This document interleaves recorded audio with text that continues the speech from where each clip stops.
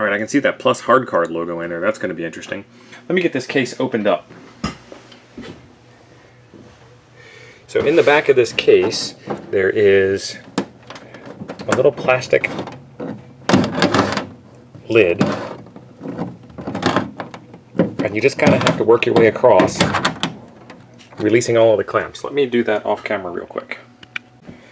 It's not hard to do. You can do it without any tools at all. It's just not a one-handed job. So, lift the lid off, and there is the inside of the machine.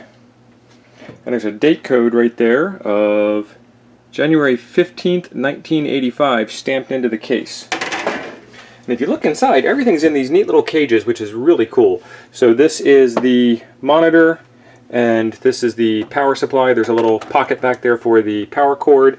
This is where you put all of your expansion cards, and then this is the drive cage. And what I want to do before I even begin to turn this thing on is make sure there aren't any things loose and flopping around inside. So let me get this card cage off and we'll get back to it. Okay, this card cage back here is held in with just a couple of screws, 1, 2, 3, 4, 5, 6, and a nylock nut back here.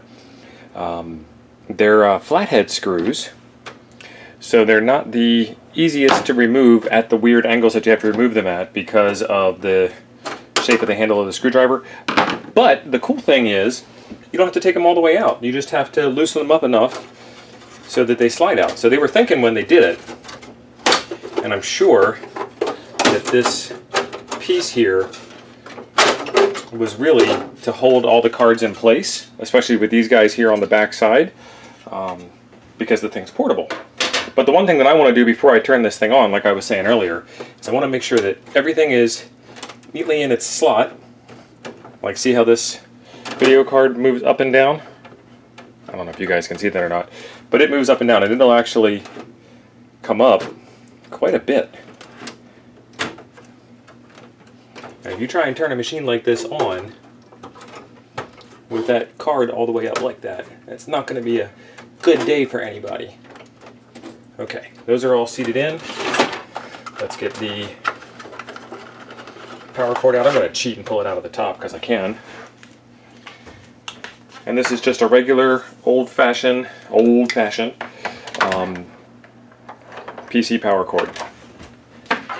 So make sure you're in the off position. Plug in the power. Okay. Fingers crossed. Oh, it's a beautiful sound. Let's get you guys down here on the screen. I don't know if you guys will be able to see that or not. Let's see if we can get some light out of the way. It's a little blinking green cursor up there. But what I don't hear is I don't hear the hard disk spinning up. We just got a beep. And there's a little plus up here in the corner that it's trying to work with the hard disk. Okay, plus hard card 20 megabyte hard disk from 1980 something, 1986. So one of the tricks with these things is you just shake it. No lie, you just shake it up, and that frees up the motors and the spindles and the whirligigs and all the other stuff that's inside there, and hopefully it'll work. Let's try it out. Alright, we got the blinking cursor in the corner. Got a beep. Got a floppy drive seek.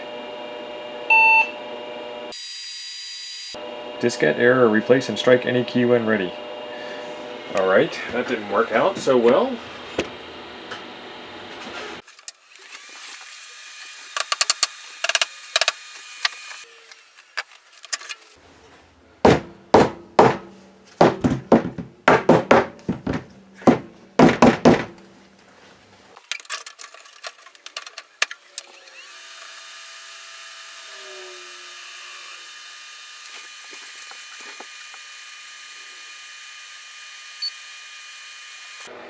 All right.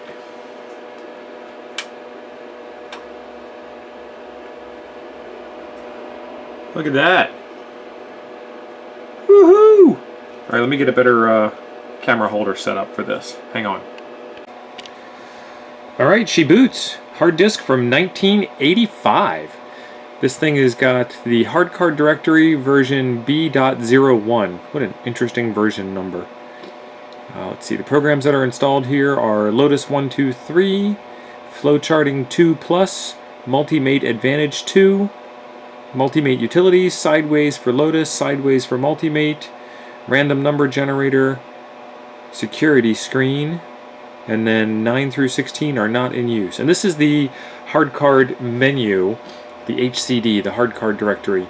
It's a simple DOS menu program that comes with the Plus Hard Card 20, and then somebody's gone through and got it all configured. So press F1 for help. Gives you a little bit of help. Press Escape to exit. Let's see. F4 for DOS commands. dir. Press Escape to continue. Press Enter to send commands. Press Escape to return to menu. So the Enter key doesn't work.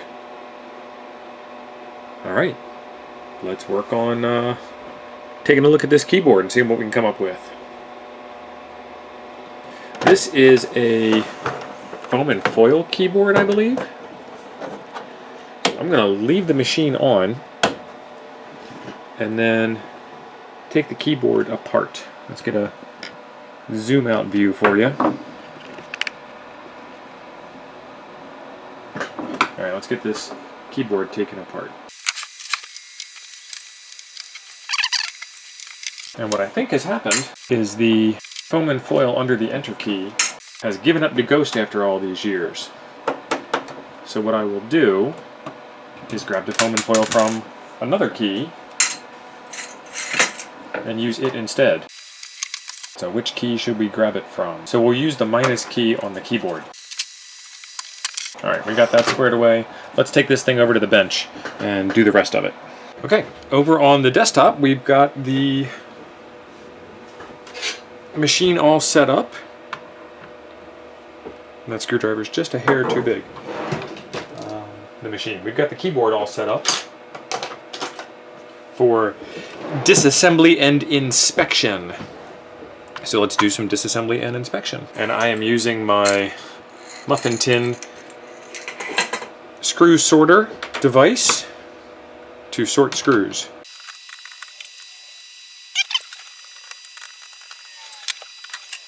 And there is the reason why I am using the muffin tray to sort screws, because there are lots of them. Let's get these guys off real quick.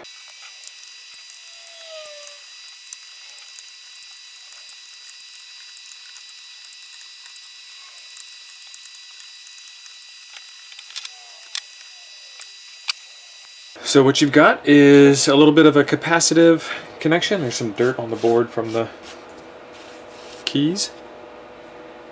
And all these little bits of foam for every single key. And then you can see down here, under this key right here, it's missing the foam. And that would be the Enter key, which is why the Enter key doesn't work. What a shock. And what I want to try and do is I want to try and take the minus key that doesn't get used all that much, and therefore probably has good foam, and switch it over there, and then the minus key will wind up being dead until we get parts on hand. And this is what you get for a lifetime of collecting tools. I actually have dental picks, which would work perfectly for getting those out. And the way that this works is, imagine you have yourself a 3-layer sandwich, and on the bottom is a piece of clear rigid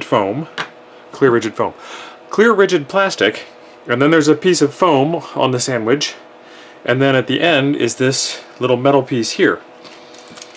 So what I'm going to do is pop this up and reach in with this pick, whoo, and shoot myself in the eye.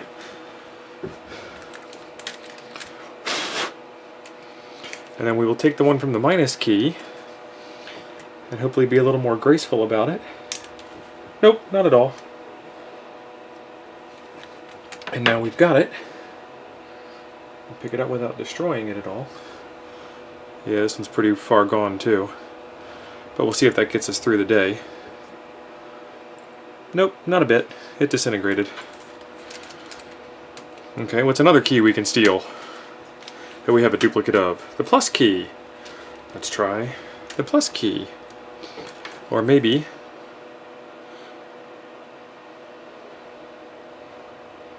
No, I think the plus key is still going to be it. Or print screen. Print screen might be good. I saw Lotus 1, 2, 3 and Multimate and a bunch of other stuff, so this thing was probably had its number key used quite a bit. Yeah, this print screen key might be the one, because I don't think I'm going to use print screen today. Oh yeah, that one looks a lot better. Until I touch it and squeeze it in the wrong way. Yeah, so we've got foam. I keep saying that. We've got foil. And then we've got a little bit of foam. And then we've got a hard plastic bottom. So this one here is the enter key up top. So let's stick this guy in there. This dental pick is sharp. I keep stabbing myself. It's upside down.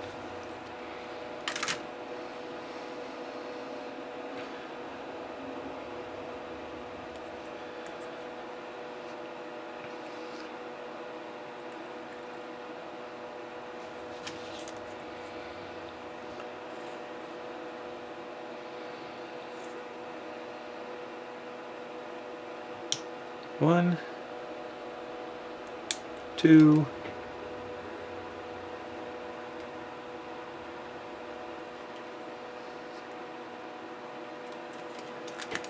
alright, that looks like it. And now, any little bit of dust that comes between this piece of foil and this part here on the board is going to be a problem. So we will wipe this down, get the dust and stuff off of it.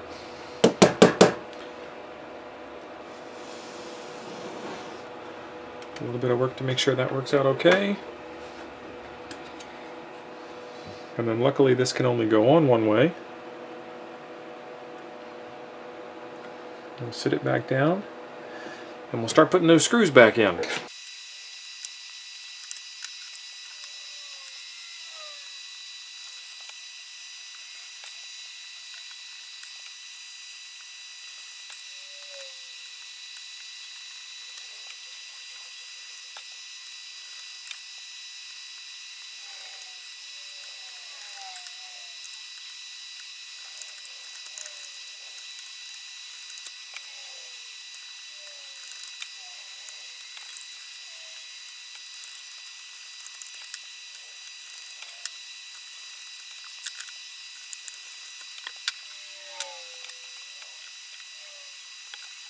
Alright, that's it. Let's get you guys over to the other camera angle where we can see the screen, and I will put the keyboard back together.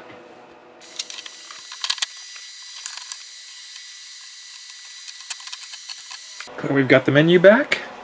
Let's see if we can bring something up. 7, random number generator. Press enter. Woo! Enter key works. Look at that. Input first and last values of population or population segment separated by a comma. Answer other questions with a yes or no as appropriate. If the computer instructs you to redo from start, oh, does that sound like something? That sounds like it's a basic program. Re-input only the values for the last line you are entering. Do not re-input all data from the start of the program. Input population, first, last values, or 0, 0 for segmented population. First, last values, or 0, 0. Let's do numlock 10, 100. How many random numbers? 5. With replacement. Yes or no? I don't know what that means. Yes. 5 random numbers out of 5. 92, 65, 10, 51, 64. Do you want to print these unsorted numbers on a printer? No. There isn't any printer. The numbers are now being sorted. Do you want sorted results to be output to a printer? Yes or no? No. 10, 51, 64, 65, 92. Do you want to print the results again? Yes or no? Note, an N terminates this program. No. Hey, it is a basic program, and we're in the basic interpreter. List. This was written in 1986.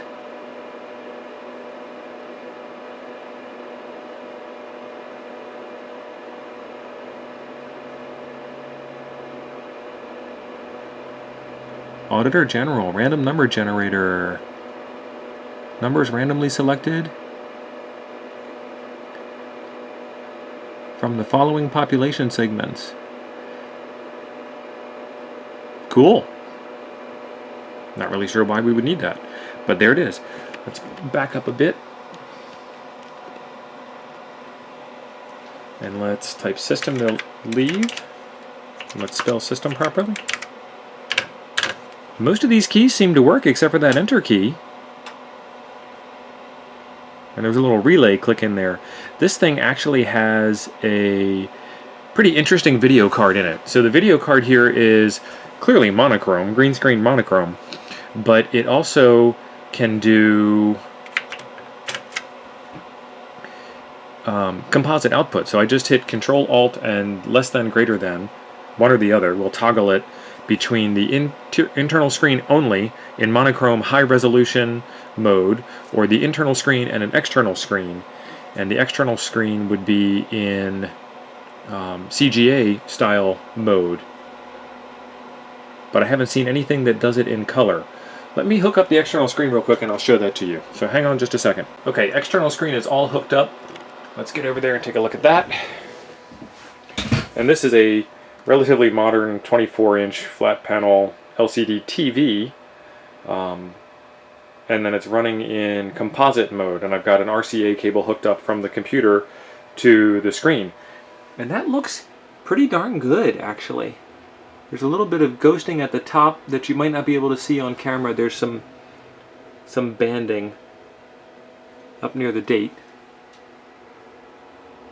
That doesn't look too bad at all. And I don't know if this will display color on this screen or not. So let's go back over, and what program do we want to run that might have some color? Lotus 123 has color, but not a whole heck of a lot of it. So let's do one for Lotus 123 access menu, press enter. No color yet. Let's choose 123.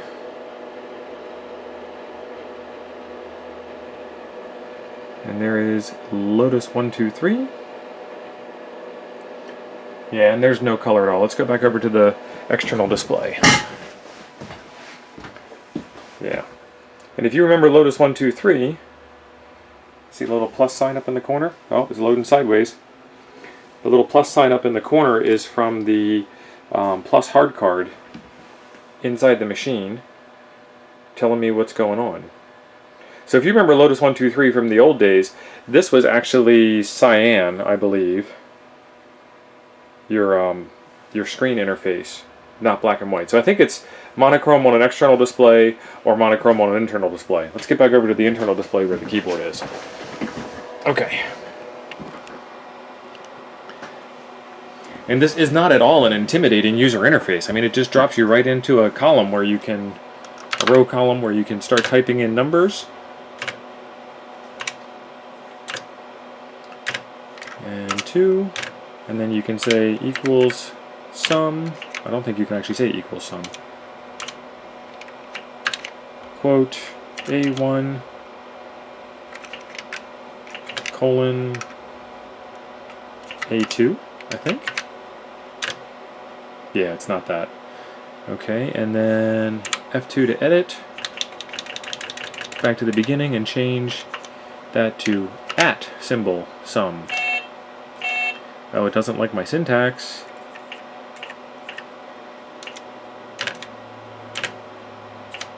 There we go. See? That wasn't so hard, was it?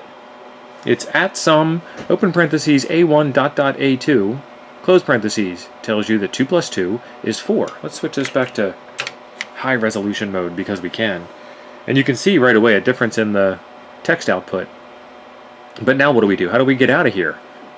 Well, let's hit F1 for help. Hey, look, ready mode. It does actually have help. Neat. Press escape to get back out of there. Let's hit escape to exit. Well, that does nothing. And I know, I'm just being dramatic. Programs, computers from this era did not really have a common user interface to them. It was just everybody fended for themselves and they all tried to come up with their own best method. And for Lotus 1, 2, 3, you hit the slash key, and then you can hit the first, you can hit the uppercase letter, which might sometimes be the first letter, might sometimes not be the first letter, and then Q, and then Y for yes. So slash Q for quit, and slash Y for, well, slash Q for quit, and then answer yes. Return back to the operating system. That little plus sign in the corner is going wild. You know what? Let's go out to DOS, which is F7 to exit. Exit to DOS, yes. And let's see if the mode command. First, let's see what version of DOS this is while we're here. And that is Compaq Personal Computer DOS 3.31.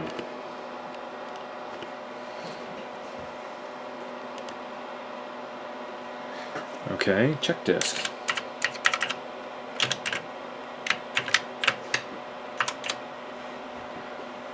It's checking. You can see the plus sign in the corner going crazy. 21 megs. Total disk space. 114K in hidden files. 57,000 in 7 directories. 7.6 megs and 306 user files, and 13.4 megs free on disk, and 655360 bytes total memory. So this has got a memory expansion in it to get it up to 640, and there is actually a expansion board in there. We'll take a look at that in a moment. I was playing with the hard disk, and I want to keep playing with this until we're done playing with it, because I think once I turn it off, it's going to be hard to get it to come back again, as you saw how hard it was to get it to come up in the first place. So let's try mode CO80 to switch to color 80 column modes. Alright, cd DOS.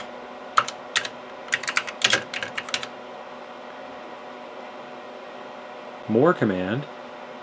Nope, there's no mode command. Nice. There's a set clock command and there's a words file. What's words? A few words about diskettes and diskette drives. Nice. Diskettes are manufactured by coating polyester, a plastic, with a magnetic recording medium identical to that used on magnetic recording tape. The diskette drives in your Compaq, registered trademark, personal computer have 2 recording heads positioned on either side of the diskette, which doubles the number of tracks accessible to the computer on a given diskette. Diskettes have concentric recording tracks, which are divided into sectors.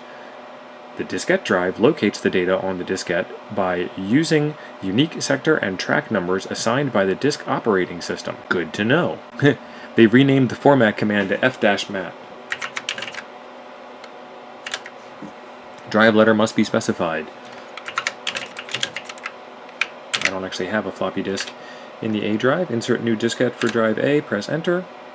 And it's trying. There's no signs of life other than the light on the floppy drive. Alright, we break out of that. Let's try f-mat b:. See if the B drive exists. Enter new diskette. Oh, we got the B drive light. But again, no signs of life other than it lighting up. Not spinning, nothing. So we'll have to take a look at the disk drives. So far we have a failing hard disk. That's okay. Format another. No, that one timed out. That's good. We have a failing hard disk. We'll get something to replace that with. We have 2 floppy drives that don't seek or spin up. Now let's try one more time with the door closed and see if it was because the door wasn't closed. No, that's not it. Okay. And keyboard. So I will get some parts and we'll keep right on keeping on. Okay, so where's the backslash? Over there. Let's see what's on here. There's a bunch of small batch files. B.bat, C.bat, A.bat. Looks like it goes to I. Alright, let's do type I.bat. Okay, so these correspond to the different letters from inside of the hard card program. dostuff.bat. Make directory fad, restore from the A drive to the fad folder, cd/dbase, run the fad altcs program, then delete it, then run the roster program, then delete that, then change back to the root directory, remove the fad directory, and run menu. So it looks like they were trying to restore a program from the floppy disk to the hard disk, and then run the program off of the faster hard disk than the slow floppy disk, and then exit back out. Let's do menu.bat. Echo off HCD, which is that hard card menu that I showed you earlier. Okay. And there is a program on here called sec.bas, and that was option 8 on the menu, security screen, because of the letter of the batch file. But let's take a look at modify menu, selection number 8, C:, basic a dot bas, basic a dot base, prompt for diskette, no. Alright, escape to continue, press enter to save changes, escape to continue, and we're back in here. Alright, let's see what that security program looks like. Exit to DOS, yes. Basic A. Compaq Personal Computer Basic version 3.31. Copyright Compaq Computer Corp. Copyright Microsoft Corp. 60 kilobytes free. So let's do F3 to load. Sec.base. Close quote. Let's do list. Do not delete this file. It is part of security. Okay, and if you're looking real close and you understand a little bit about BASIC, you can see that on line 140, let's get you in a little closer, you can see that on line 140, if $, greater than, less than, port II, then go to 190, invalid user ID or password, so we know that's the user ID. If $, equals FAD, FAD, then go to 500. And 500 is clear the screen and go back to the system. So let's run this, and it's port II and FAD. Compaq Portable 2 PC. So they think this is a Compaq Portable 2, and I don't see any indication this is a Compaq Portable 2. Hello, new user, Compaq PC log on. Welcome to the wonderful world of computing as practiced by the Financial Audit Division of the Arizona Auditor General's Office. So that's where this machine comes from. Please identify yourself by supplying the following information. Your user ID, port, II, oh, it's asking me again.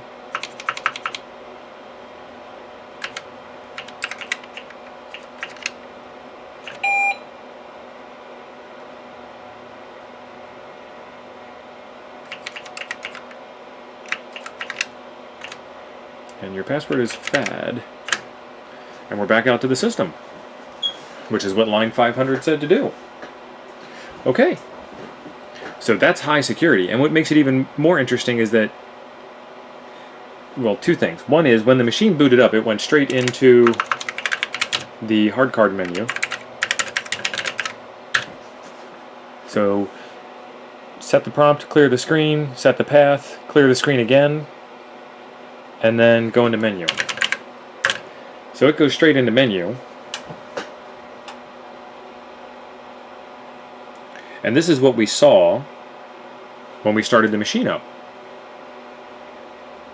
So you would actually have to choose 8 and press enter to get into the logon prompt instead of starting out with the logon prompt. There is a way to fix this, obviously.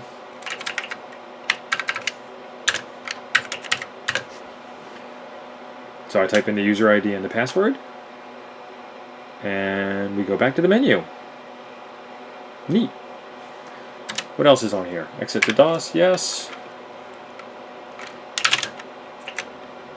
I don't really need to change into the root directory because I'm already in the root directory. Okay, we got DOS, we've got autoexec bat, we've got RIC, sub1, sub2, sub3, menu, ACCMBAL, autoexec.bat, syslib. What is in syslib? Nothing.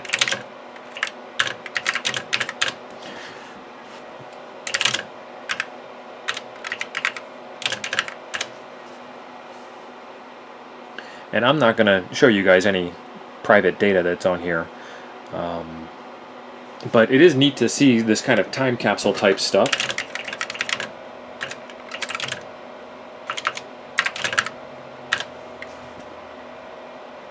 WDSA, SAD.com. Okay.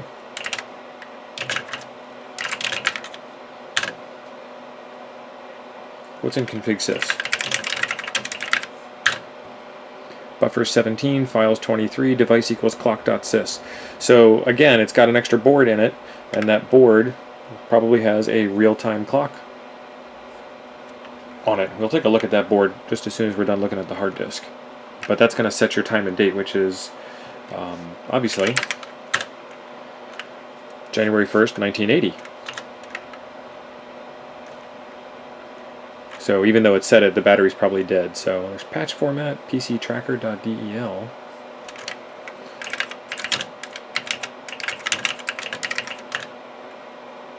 That's a binary file.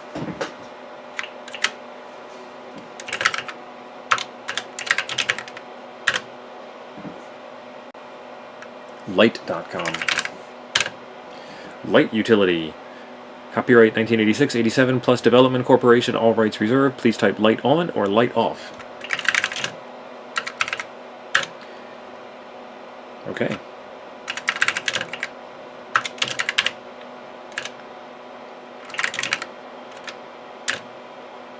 And that light is what the plus sign is in the upper corner. Prepare.bat.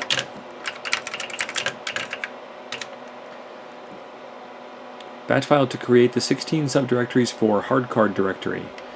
Make dir sub 1, 2, 3, 4, 5, 6. Yep, that's what it's going to do. And do we have those directories? We have sub 1, sub 2, sub 3.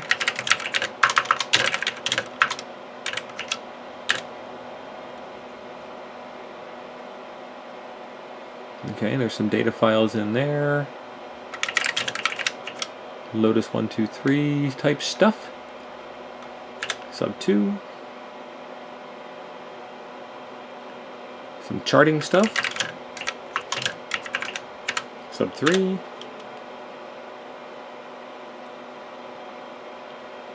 This looks like printer files.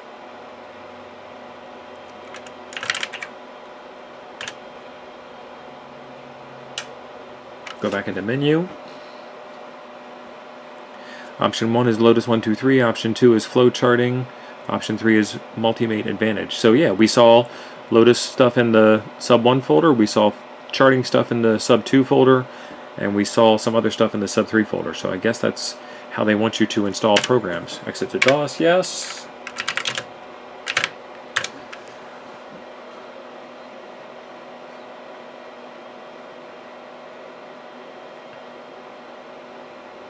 What else is on here? Sound.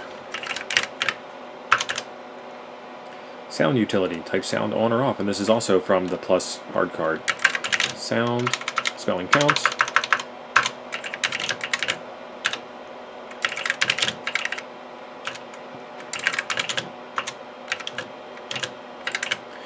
Okay, so that's not the key clicking thing. I don't know what sound that is.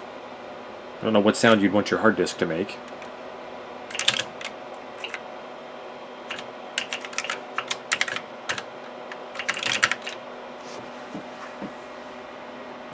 But the screen's working pretty good. I'm not really seeing a whole lot of burn-in on the screen, which is nice.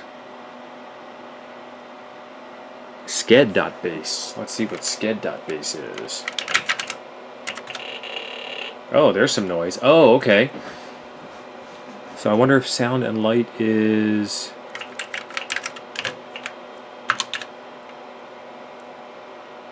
not compatible with each other. Light on. Basic A. There's the light and the sound. Okay, yeah. So it beeps out of your speaker to tell you that your hard disk is making noise. Making progress. Load, quote, sked.base. That's neat. This program calculates project completion date. Okay. It's going off the screen. I didn't get to read it fast enough. This program calculates project completion date when start date, budget, hours, number of staff, and productivity percentage are input. Let's see. Run. Input start date, month, day, year. Let's do January 1st, comma, 21. Let's see how year 2K compliant this is. Number of budgeted hours, 8,000. Number of staff, 3. Productivity percent. These guys are good, 50. Start date is a Saturday, end date is 7/24/23, is a Tuesday. Yeah, I'm really hard working them on a Saturday. January 1st, 2021 was not a Saturday. January 1st, 2021 is a Friday, so this thing is not Y2K compliant. Another date, yes. Input start date. Let's do 01, comma 01, comma 85. Number of budgeted hours, 8,000. Number of staff, 3. Productivity, 50%. 1185 is a Tuesday. 7/27/87 is a Wednesday. Another date, yes or no? No. Don't want no stinking date. And it exits out of basic. Nice.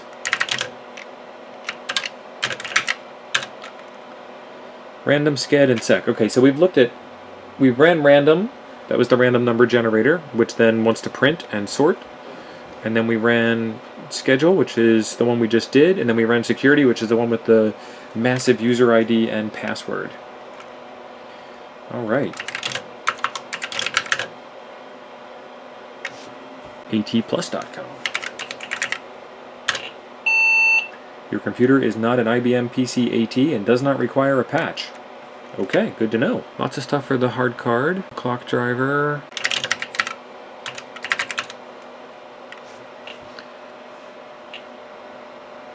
I'm not seeing anything terribly out of the ordinary. Interest.base. Yeah, we did some basic files. Yep, just that one.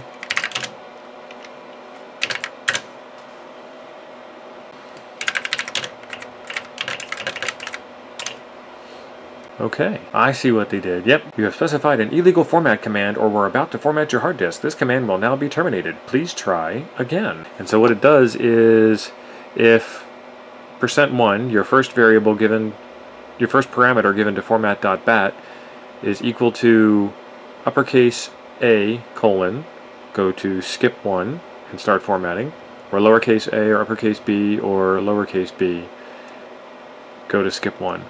Otherwise, it's going to give you this error message, go to end, and echo on and exit. And I think echo automatically turns on when you exit batch files, because I've never put that at the end of batch files myself. So that was neat that they tried to do that. And like I said, I don't see anything set clock and words.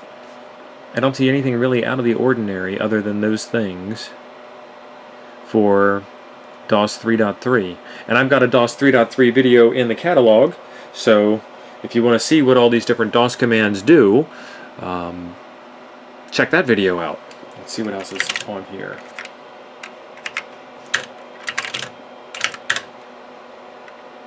Submenu.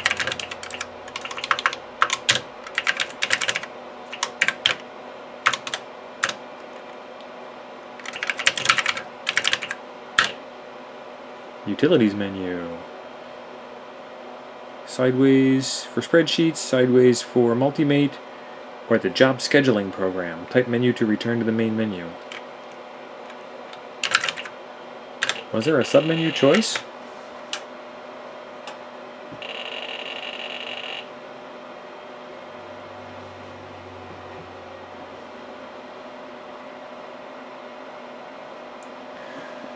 At the bottom, these ones that are a little hard to see is F1 for help, F4 for DOS commands, F5 for modify menu, and F7 for exit.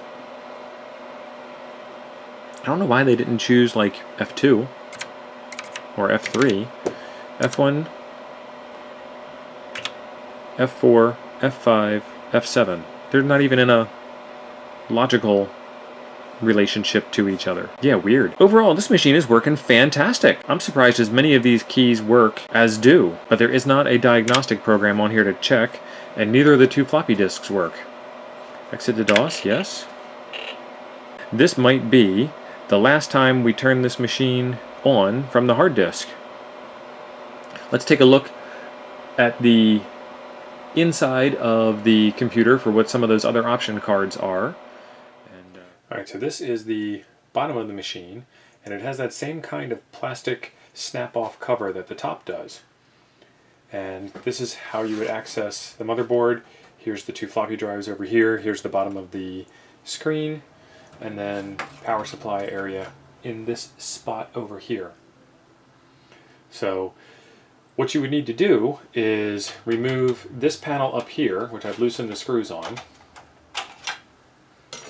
And then in here you've got a couple of different connectors. That one. And then this one is the power connector right here. And then this one is the other side of the keyboard connector. After that's done, undo this screw here, a couple of other screws as you go down, and then the motherboard will slide out. So let me get that motherboard out, and then we'll get over to the bench and show you the rest of the cards. Okay, so back over at the desk we have the main board taken out of the Compaq portable, and it looks like it has almost all the options installed. So this machine would have come with a base of 128K of memory, and then it could be expanded all the way up to 640K on the board. So this is 64, this is 64, this is 256, this is 256, 64 plus 64 plus 256 plus 256 is 640. So that's where that comes from. The main processor on the board is an NEC branded 8088. There's a slot for an 8087 math coprocessor, and it has 5 8-bit ISA expansion slots. And there's not even a whole lot of dust on the board for how old this machine is. 1985 to today, 30 some years. Not bad. Alright, that's the motherboard out of the way. And the famous Compaq BIOS. Alright, what's next? This is the floppy and printer board. So there's your printer port on the back side and your floppy controller right there. Okay, next board we have is the AST 6-pack Plus, and this would have been a 6-function board made by AST. AST started out making multifunction boards, and they made the 6-pack Plus for the PC line. Then they made another similar board for the Apple computer line, and then after that they got into making computers. So this is fully populated with RAM. There was already 640K on the main board of the Compaq motherboard there, and so these are 64K rows of chips. So this would have gotten us up to 1 meg total. So we'll have to play around with accessing that and what we can do with that once we get farther into the project here. This one came with an extra parallel port, one of its 6 functions of its 6-pack. So parallel is number 1, second serial port, third serial port, that's 3, clock is 4, RAM is 5. So what's the 6th function? The 6th function is actually the calendar. So the clock keeps track, the battery keeps track of the clock and the calendar. So those are two functions. So we have serial 1, serial 2, parallel 3, clock, calendar is 4 and 5, and RAM is 6. So that's your AST 6-pack plus. And next is the video display unit board. And this is a full-length ISA card that handles running the internal display via the connector here, and the external display either by a D-sub connector or by a composite jack. And this card is working fine. Let's see if there's a date on here. 1982 is the copyright on it. 1982 on the BIOS chip, the firmware chip for the card. The infamous Plus Hard Card 20. I think Plus did a fantastic job on making these things. Tandy made one. The Tandy 1000 line of computers wasn't as deep as the standard XT chassis is, because it kind of still is the same size that it was back when it was, because it still exists as a thing.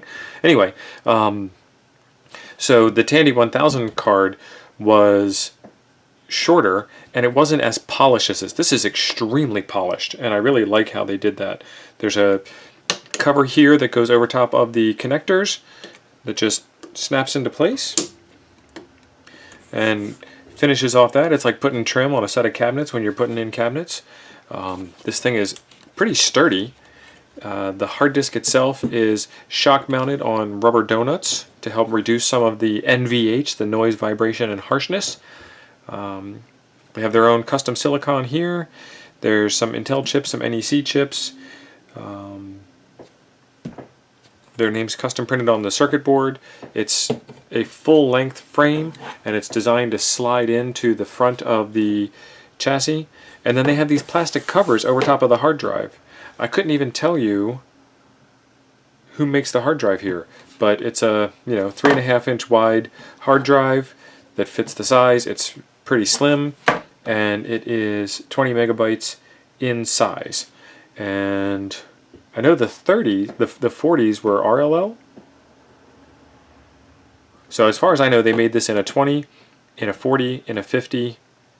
I don't know what the Plus Hard Card 2 size was. And then they kept going after that a little bit, and then they kind of fizzled out and died as hard disks became more mainstream. And this would have been added to the machine. It wouldn't have come originally with it. And we've got 8385 on the Intel chip. We've got the 35th week of 87 on this.